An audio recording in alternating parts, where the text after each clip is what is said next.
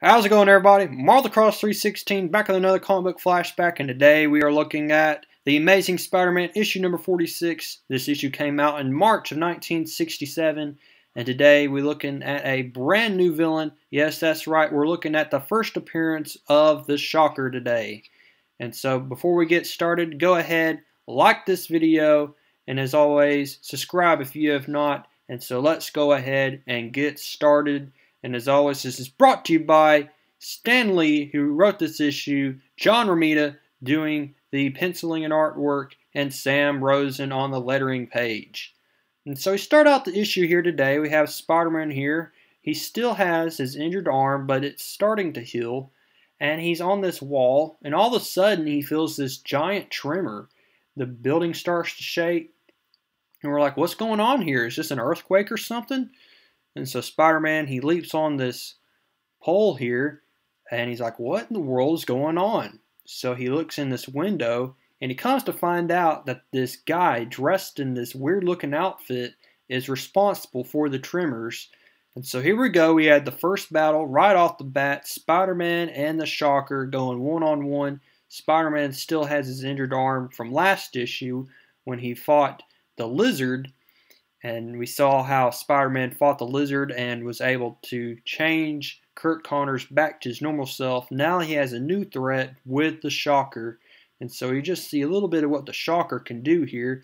He uses this button here on these gloves that allows him to have Shocker Blast. And so it just takes Spider-Man off guard here. Spider-Man tries his best to stop the Shocker. It looks like the Shocker has a briefcase full of money, greenbacks here. And Spider-Man is trying his best, but he's being overpowered here. Spider-Man is still weak from the battle with the Lizard, so the Shocker immediately takes care of Spider-Man. Spider-Man still doesn't go down without a fight here. So great action scenes here, once again, drawn by John Romita. I mean, the artwork continues to look better and better with each issue. And so we have the Shocker here, uses his vibration power here, knocks out Spider-Man, and the Shocker gets away with the stolen money. Spider-Man finally comes to his senses here, and he was glad that he was able to get some photos of that fight by setting up his automatic camera here. Now he can finally get the money he needs to pay for Aunt May's vacation. As we recall, Aunt May went on a vacation, and so now she's finally going to come back to New York, but she has to worry about Peter Parker having an injured arm. She doesn't know about that. So while Peter Parker is walking to the Daily Bugle with his new pictures, up comes Harry Osborn. And Harry Osborn drives up and he offers a ride to Peter Parker, and Peter Parker accepts. And Harry Osborn has some pretty interesting news here for Peter Parker. He invites Peter Parker to move into his new bachelor pad, his new apartment. He tells Peter Parker how his dad pretty much is renting an apartment for Harry Osborn because Harry Osborn has been complaining to his dad how it takes him forever to drive to campus. So now he has an apartment right next to campus, and he's inviting Peter Parker to move into the apartment with him.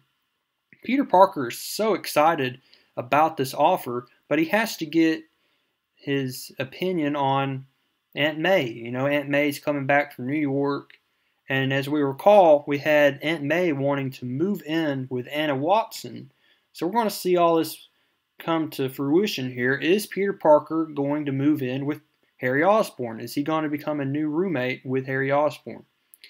So we'll have to figure that out here in this issue. So Peter Parker goes into the Daily Bugle. And remember, we had Frederick Foswell from the last two issues very interested in how Peter Parker is getting those news photos of Spider-Man. So this time we're going to see Frederick Foswell turn into Patch here, his underground identity here.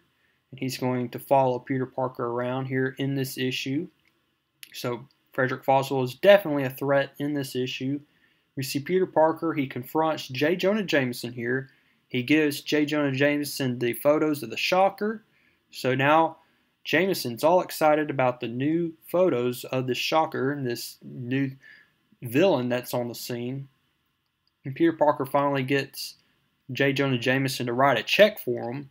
So now Peter Parker has enough money to pay for Aunt May's vacation.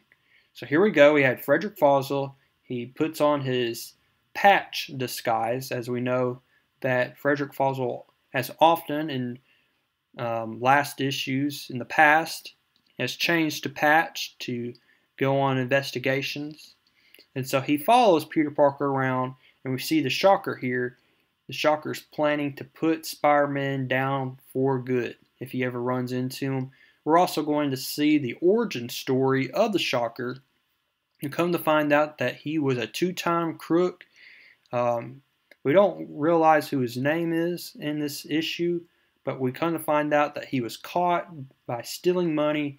He went to prison for it, and he worked in the prison guard because he was good with mechanics.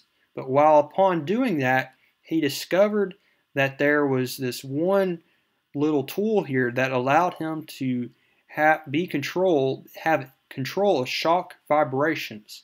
And so with the Shocker here, he has an expert mind to create this gadget here that will allow him to escape prison. So he creates this thing, and it's more powerful than he expected.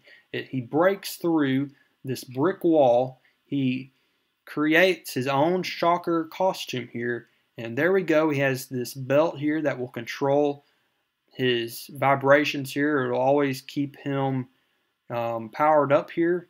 And so that is pretty much the quick summary of how the Shocker came to be. And now he is a superpowered villain. I mean, he's going to cause a big threat to Spider-Man. So we see here that Peter Parker is finally coming back to visit his aunt, pick her up from the bus terminal here. And Aunt May, she's just in a depressed mood because she has news to share with Peter Parker, and she's afraid that Peter Parker is going to take it the wrong way. So she tells Peter Parker that she's been offered to move in with Anna Watson, and she doesn't know who's going to look after Peter Parker.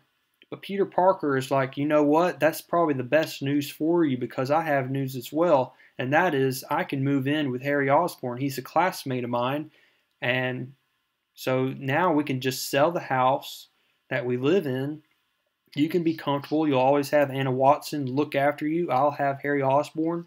Everything will be turning out just okay.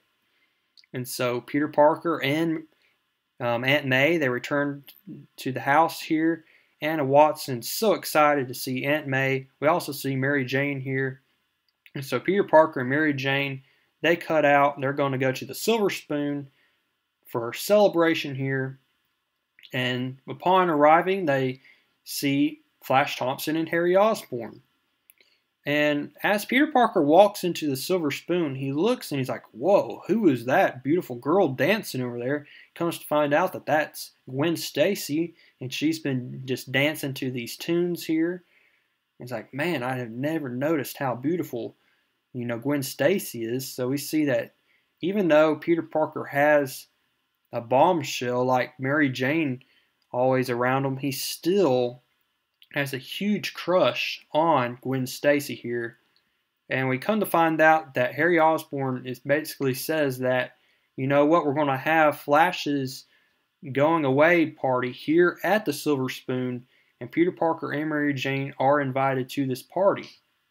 Peter Parker breaks the news to Harry Osborn that, hey, things look out to be okay. We're going to move in. We're going to be pretty much bachelor buddies. And we're going to be roommates. And so Harry Osborn is super excited, and he tells Peter Parker to immediately go pack. So it looks like Peter Parker is going to move in with Harry Osborn with the new apartment. So Peter Parker finds that he's going to leave the Silver Spoon now to go look for the Shocker. And upon looking for the Shocker, we have the Patch here. Patch is very suspicious about Peter Parker. And while Peter Parker turns away to change to Spider-Man, Spider-Man's spider sense goes off and tingles knowing that somebody has been watching him. And so finally, Patch, as we see right here, puts two and two together, and now Patch knows who Peter Parker is, that Peter Parker is Spider-Man. Spider-Man is aware of this, so he takes off his mask from behind this wall here, and he acts like he is talking to Peter Parker. So now he has tricked Patch into thinking that Peter Parker is really not Spider-Man. And he comes to find out with this fake story that Peter Parker splits the money with his, photos that he gives to J. Jonah Jameson. So now he tricked Patch into thinking that Peter Parker is Spider-Man. And so Spider-Man was very lucky there to have come up with that quick plan all of a sudden, because his secret identity would have been pretty much ruined there if he wouldn't have done that. And so now the threat of Patch is over, and now Spider-Man is going to look for the Shocker.